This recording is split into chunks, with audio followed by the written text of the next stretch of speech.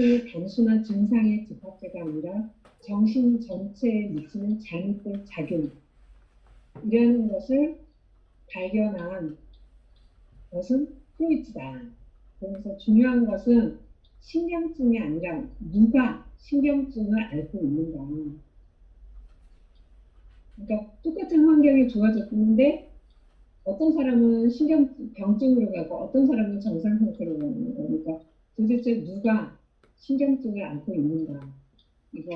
이런 말을 하는 것 같아요. 그래서 이제 68페이지 나누기는 이게 확신회의에서 처음에 이제 도입부에 먼저 오프닝으로 연 내용이기 때문에 그러면서 이제 융이 마지막에 정신치료는 생리적, 신현적 요소에 똑같이 관심을 기울여야 한다.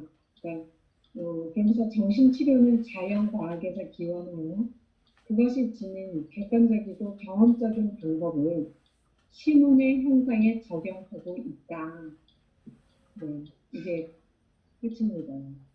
그래서 여기서 마지막 이 말이 그냥 융이 하고 싶은 말이었던 것 같아요. 그 세계관, 정신치료의 세계관은 바로 생리와 심리적 요소에 똑같이 관심을 기울이면서 해야 한다. 네, 이런 거. 여기까지입니다, 교수님. 네, 좋습니다. 어떠면은 여러분 모두가 인생을 살면서 각자가 이게 내 세계관이야라고 하지 않더라도 여러분 다 각자의 세계관을 가지고 살고 있고 그 세계관은 계속 변모해 오고 있을 거예요. 그래서 특히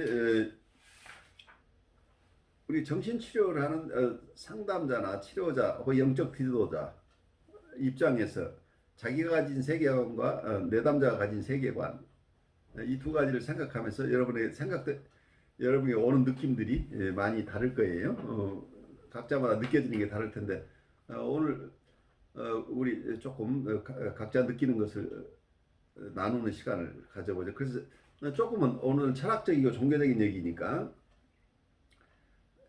꼭 이 철학 종교가 기존 우리가 대학에서 가르치는 철학이나 교회에서 가르치는 종교라는 개념을 벗어나서 원초적인 철학적 혹은 종교적인 태도라는 측면에서 우리가 이해를 하면 좋겠어요. 우리가 교회에서 교리를 배우기 이전 상태에서의 우리의 종교적인 태도, 그리고 대학에서 철학을 배우기 이전 상태에서의 우리의 철학적인 태도, 그러니까 우리가 원시적인 삶 속에서 아니면 우리가 어린아이 시절의 우리의 태도 속에서 우리는 인텔렉츄얼한 부분에서 이런 것들을 이해하기 이전에도 우리에게는 원시인에게도 철학적이고 종교적인 태도가 있었던 거고 마찬가지로 우리가 학교에서 배우거나 교회에서 배우기 이전부터 가지고 있었던 우리의 어떤 태도들, 그 체험들, 그리고 그것이 현재 삶 속에서도 어떻게 발현되고 있는지 하는 얘기들을 조금 나눴으면 좋겠어요.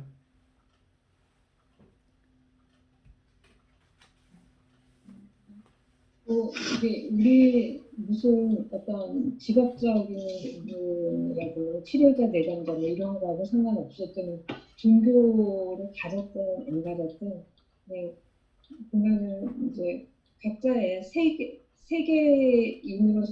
세계인의 한 사람으로서 인류 전체를 봤을 때 집단 무의식적으로 인간 고유에 갖고 있는 부분과 또 우리나라라는 지역적인 또는 우리 가문 또 우리 집 이 집단 안에 있는 그 영역들이 점점 좁아지잖아요. 그러면서 이제 개인적으로 어렸을 때부터 존경하고 상관없이 그 집안에서 내려오는 가풍이라든가 이거 하나의 세계관이죠. 그렇죠. 이거에 따라서 양육되어지면서 내가 세상을 바라보는 시야가 확보되지만 근데 그게 딱 고정되지는 않아요. 왜냐하면은 사회라는 게 가정에서 이제 학교라든가 또는 더 크게 확장되어지면서 거기에서 요구되어지는 사람으로서의 그 내용들 그거에 따라서 또 관계를 하기 위해서 또 그 집단 안에 소속되어 있으면서 계속 수정 보완되어지는 것 같아요. 그런데 그러면서 이제 어렸을 때는 딱 그 어떤 확신에 찬 신념이 지금 이렇게 나이 들어서는 그땐 그랬었지. 그럴 수밖에 없었지. 그렇지만 다르게 보면 지금은 이렇지 해서 좀 변화되는 수정 보완되는 그러니까 고정되어지는 건 없는 것 같아요. 계속 수정 보완되어지지만 한편으로는 수정되지 않고 보완되어지지 않는 어떤 영역들이 있다는 거죠.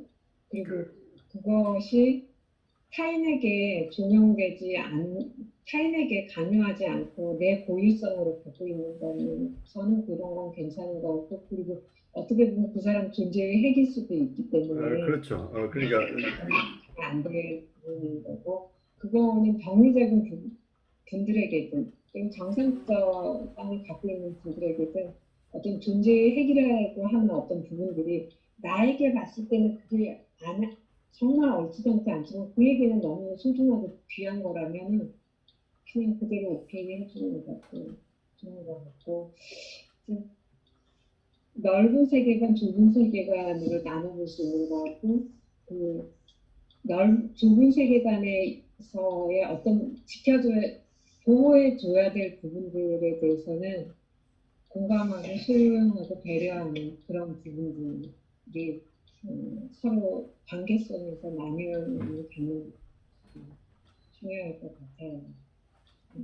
그래 할 여기서 어떤 나의 인생에 대한 철학, 그 우리 비록 임상에서만 드러나는 게 아니고 여러분이 친구하고 관계, 가족하고 관계, 여러 대인 관계에서도 여러분들이 계속 체험하게 될 수 있는 부분이죠. 서로 다른 세계관들 이런 것들을 우리가 느끼기도 하고 그에 따라서 우리가 어떤 반응을 하기도 하고 여러 모습으로 영향을 미치는데 여러분들의 체험 속에 있던 것들 조금 나누면 좋겠어요. 또 저는 그런 부분이 좀 생각났어요. 그래서 제가 원래 읽어본 거는 이 담원이 조금 너무 짧아갖고 그 다음 거를 읽어봤는데 하여튼 이 담원에서 융이 말하는 그 심원적 요소라는 걸 생일적 요소, 심원적 요소라는 걸 봤는데 그런 것 같아요. 저도 이제 뭐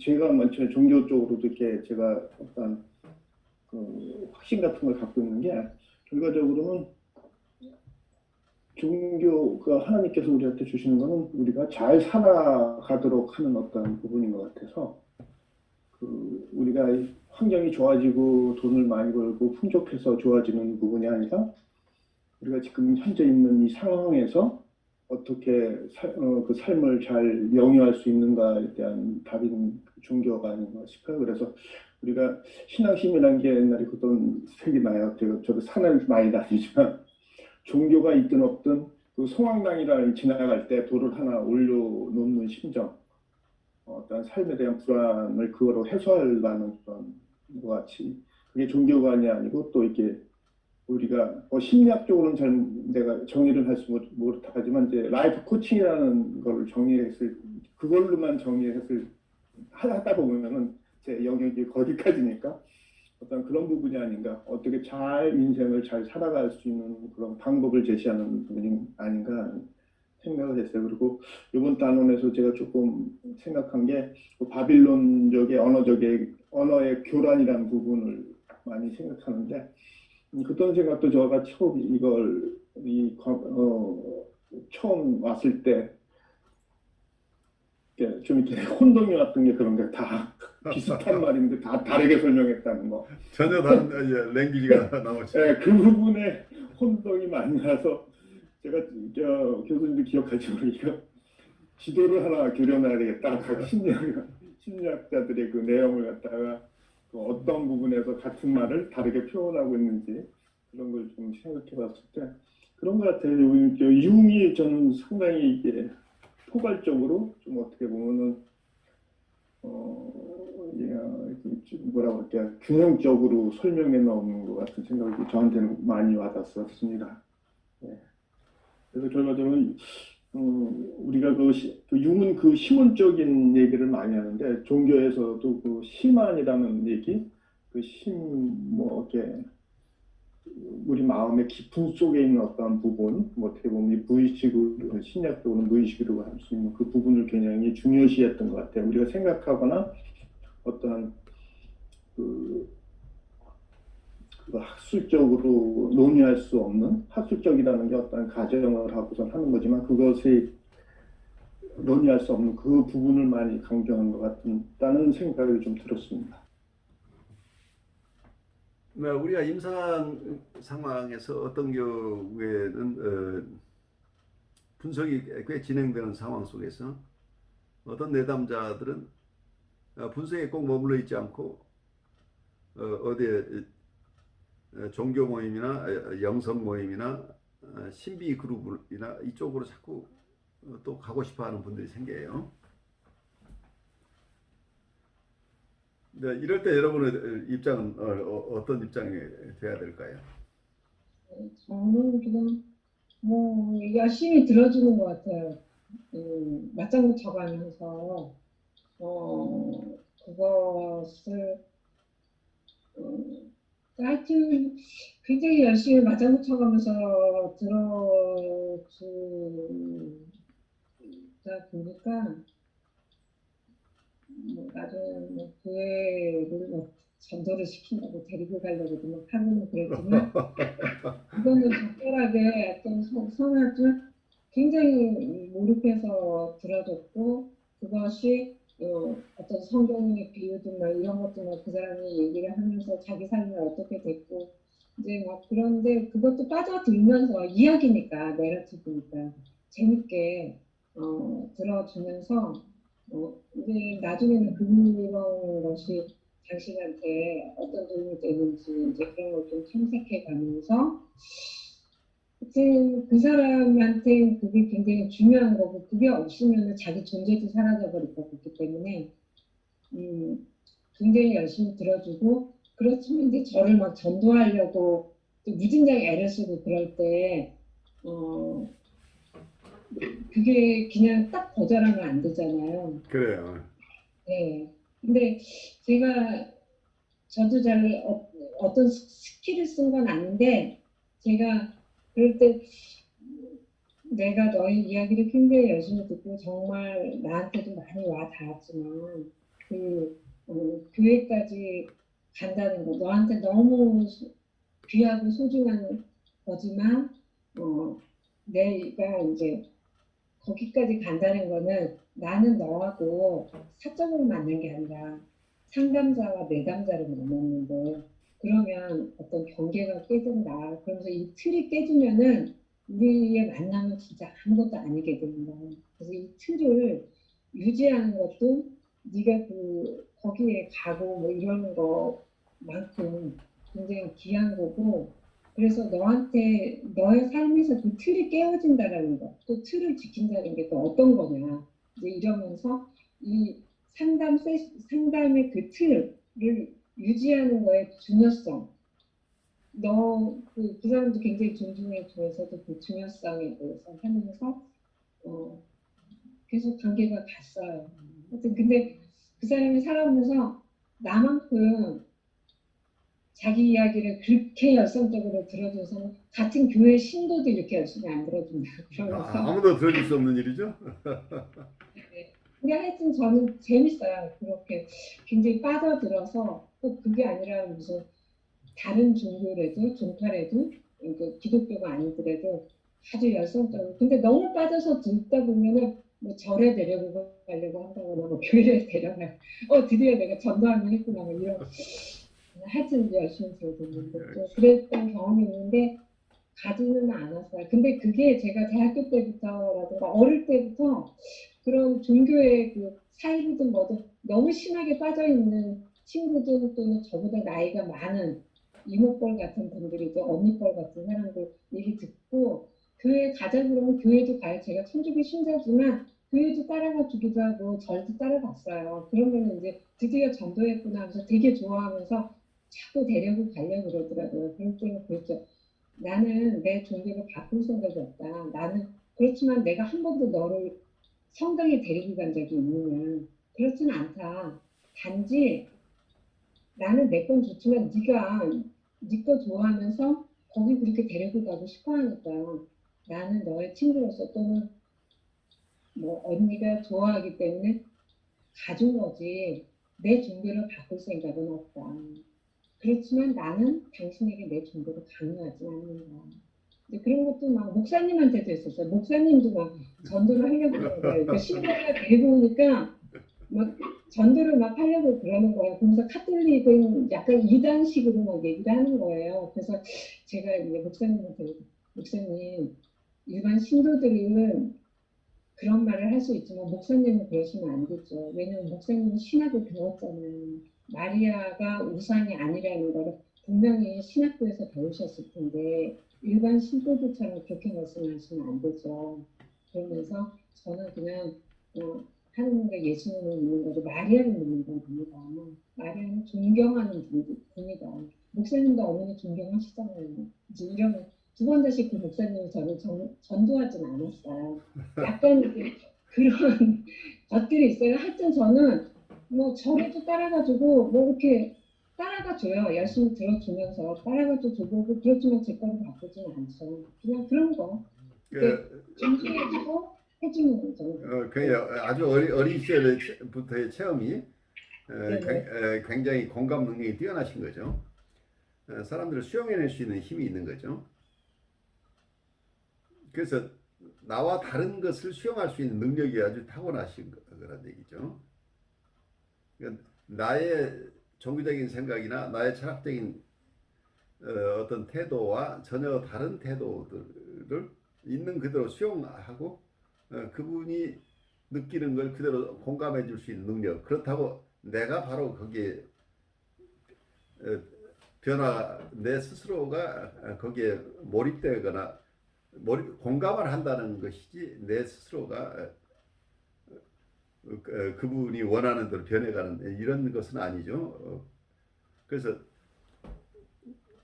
우리 스스로가 꼭 이분의 입장에 서서 이분을 충분히 공감해 주는 그 지점이었지 내가 가진 종교적인 것이나 철학적인 태도 자체를 변경시킨 것은 아니었는데 어쨌든 그 굉장히 큰 도전이죠.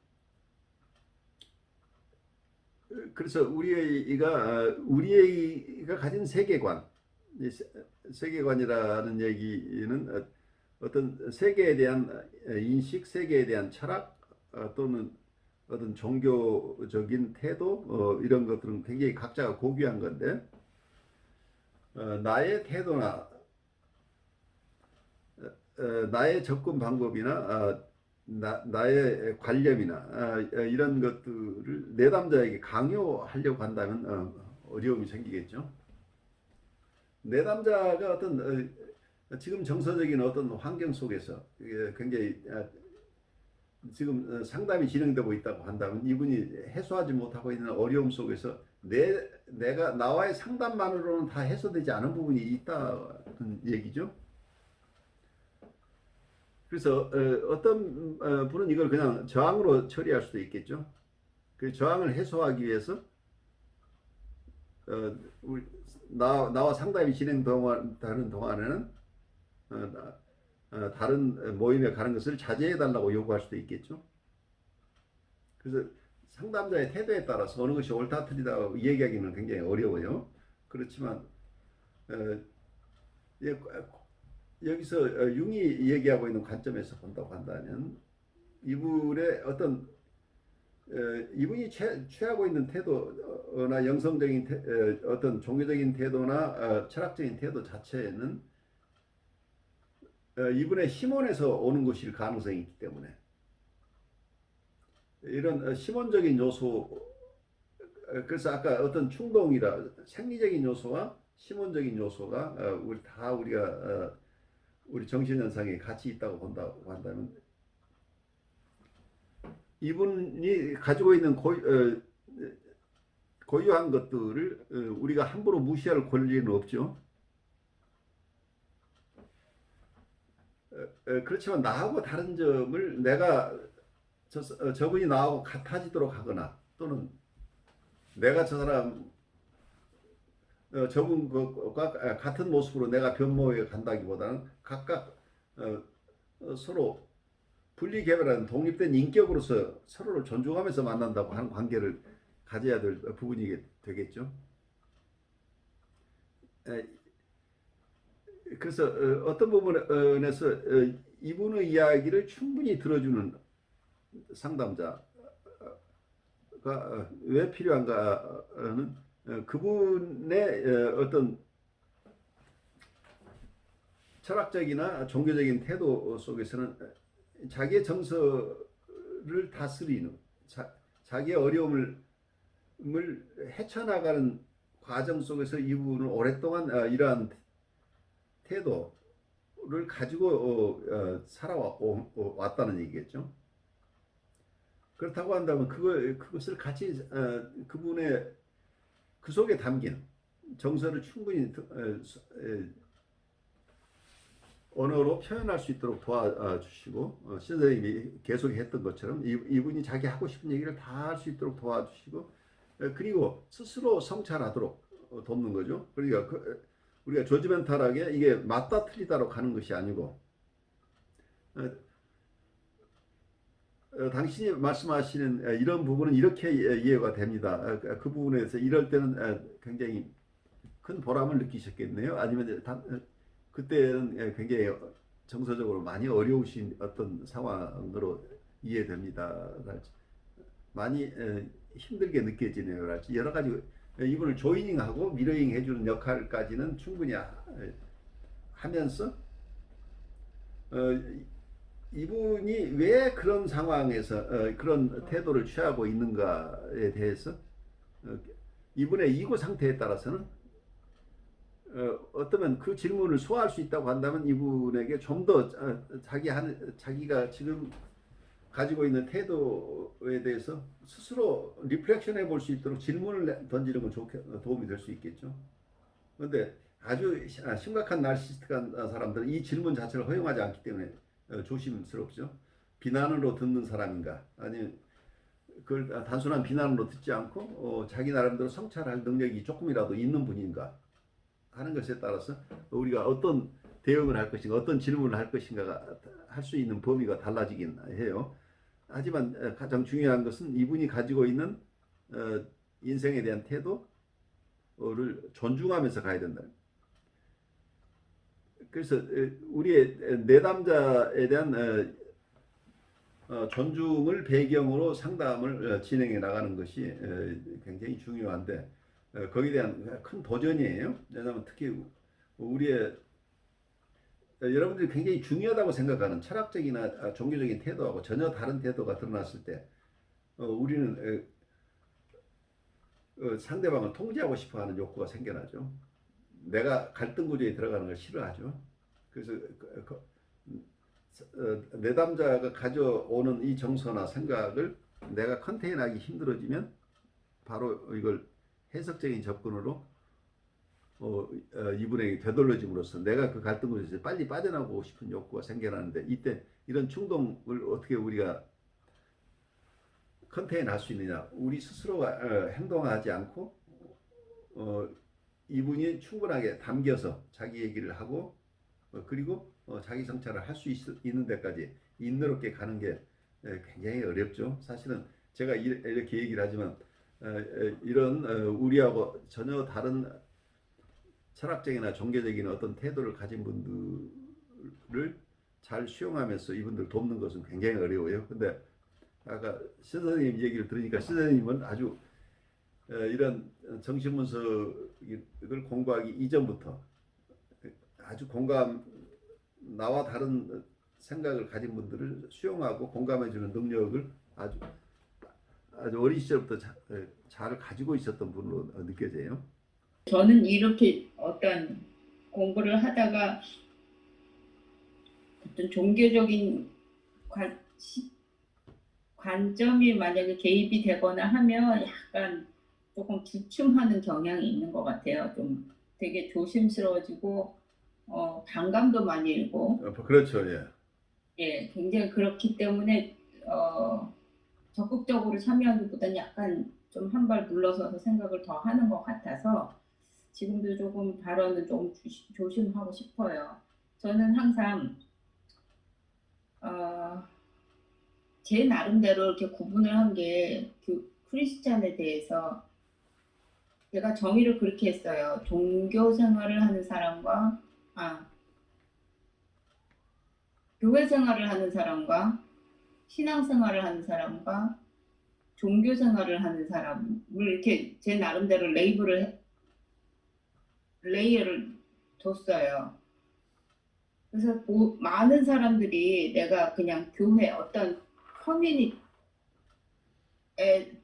적극적으로 참여하면서 그것을 마치 나의 신앙생활을 하는 것처럼 착각하는 부류가 있다고 저는 제 나름대로 그렇게 레이블을 매겼던 것 같아요. 그래서 그렇게 착각하기 시작하면 사람들이 나 안으로 인사이드로 이렇게 집중하기보다는 외부로 많이 모든 시각을 집중하고 그러다 보면 그 내용은 없어지고 행동만 남게 되는 소위 말한 그런 신앙이 되기 쉽다고 생각을 하는데 그래서 제가 생각하는 아이디얼한 그 종교 생활은 내 안에 있는 성령님을 발견하는 저는 항상 그것을 이렇게 자꾸 그 원점으로 오려고 노력을 많이 하거든요. 그러다 보면 내 안에 있는 성령님도 발견하지만 동행하고 발견하는 삶을 살겠지만 나 자신을 놓치지 않는 그런 생활이 되지 않을까 하는 생각을 많이 해요. 그래서 외부로 막 집중하다 보면 나는 없어지고 종교생활 하는 건 좋은데 나는 없어지고 어떤 행동이 치우치는 외부에 집중하는 그런 생활이 되지 않을까 하는 그런 우려를 많이 하거든요. 그래서 지금도 저희가 항상 나를 발견하고 나를 놓치지 않고 나를 돌아오는 것이 중요하다고 자꾸 되뇌이고 있는데 그래서 종교라는 그 관점이 접목될 때 저는 여기서 잠깐 집중하고 다시 한번 그 생각을 해보는데 그 총체적으로 종합은 잘 안 되고 있습니다. 네.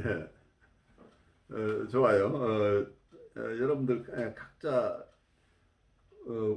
우리 함께 나눴습니다만 어떤 종교적인 혹은 철학적인 것들이 대두될 때 우리의 반응이 각각 다르죠.